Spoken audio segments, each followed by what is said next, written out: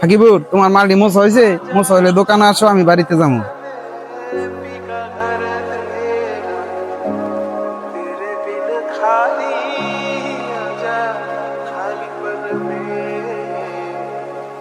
আরে আশেপাশে দেখা যায় কেউ নাই, এ ফাঁকে কিছু টাকা পকেটে ঢুকে রাখি।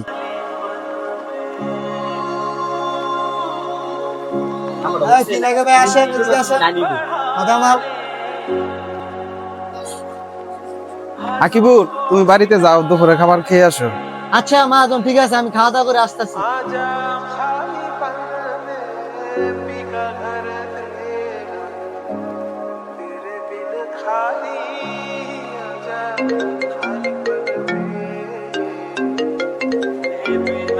আরে বাবাই কল দিছে।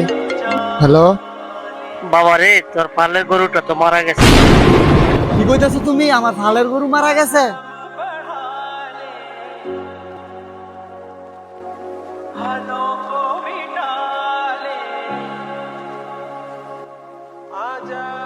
মহাজন ভাই, আজকে 1000 টাকা রাখে দিই।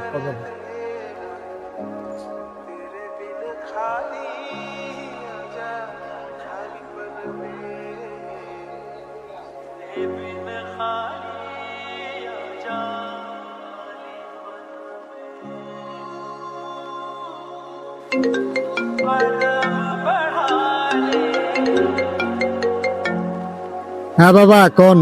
বাবা রে, তোর ছেলে তো অ্যাক্সিডেন্ট করছে, প্রাইম হাসপাতালে নিয়েছিলাম, এখানে রাখতে চায় না, টাকা নিয়ে যাচ্ছে।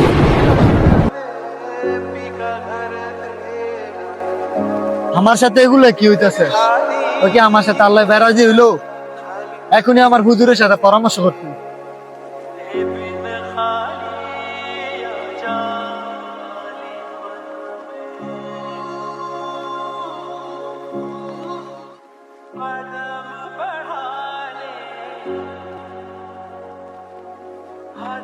হুজুর হুজুর, আপনার সাথে আমার কিছু কথা আছে।